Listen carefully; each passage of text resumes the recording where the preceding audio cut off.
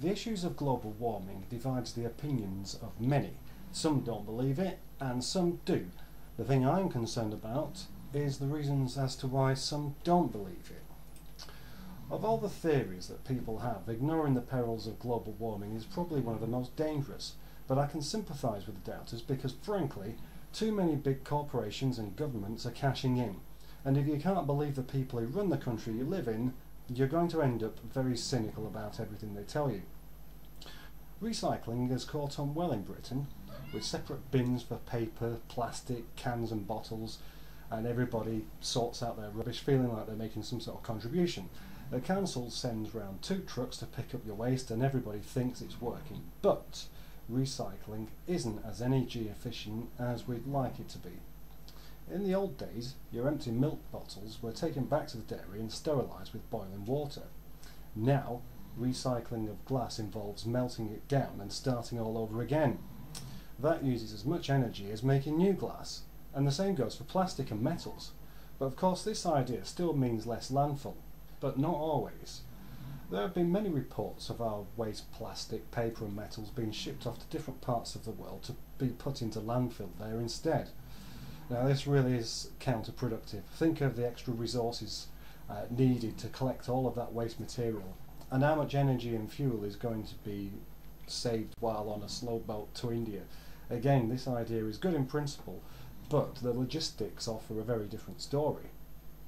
One of my neighbours complained to the council because the recycle people neglected to pick up their stuff from their house, and the council sent out a team of workers in a 9-ton truck, probably using a gallon of diesel for every mile, completely out of its way just to pick up a few empty bean cans.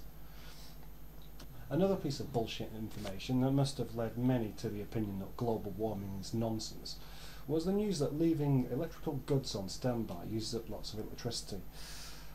There have been so many adverts banging on about switching stuff off with the promise of saving money. Well, sadly, this is rubbish. Someone claimed a couple of years back that leaving your mobile phone charger plugged in can cost up to £25 a year on the electricity bill.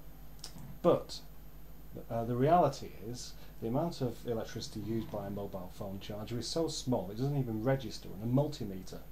And the only way of finding out was with some calculations of the ampage of the device. For £25? Not even close. I have proof that over the course of a year this little device will only use up 3 pence. So even 3 pence is something. If everybody left their chargers on, it would make a collective difference in energy consumption. But why lie about it? Why make such exaggerative claims?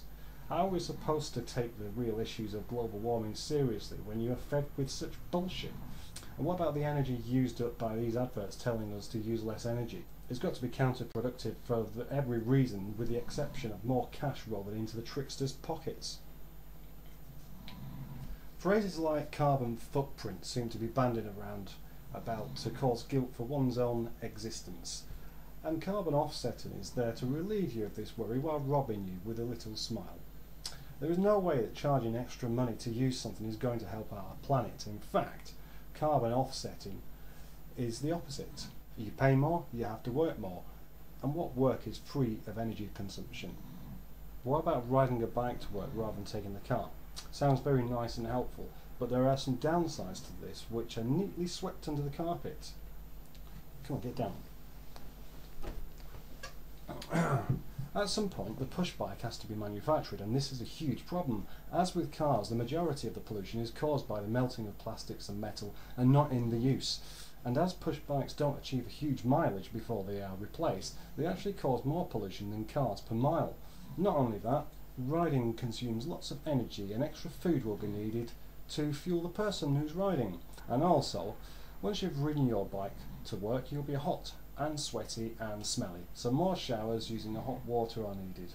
So what is more important, economy or the environment? And I ask this without any degree of sarcasm, but while we're being pushed so hard to buy stuff that feeds the government by way of tax, our environment suffers for the privilege. And although I am keen to help protect our planet, it would seem that those who are shouting about the dangers of energy consumption are simply twisting the facts to suit their pocket. Finally, I am sick of hearing the phrase, "and it's good for the environment," in relation to advertising. If a corporation is spending vast amounts of cash on publicity, then it is categorically not good for the environment. There is an advert running at the moment offering you cash for your old mobile phone, and at the end of the pitch some girl chirps up with, "and it's good for the environment," and I have to say, what utter bollocks! Advertising costs money. Actors need paying. Old phones need postage and packaging and then payment sets, and what are they doing with these phones? Sending them to other countries where they can redeem their money easily enough because the technology hasn't caught up there. So the knock-on effect is more people around the world catching the consumerist bug. That will have them hooked on the idea of upgrades, so more mobile phones have to be made. Good for the environment, you idiots!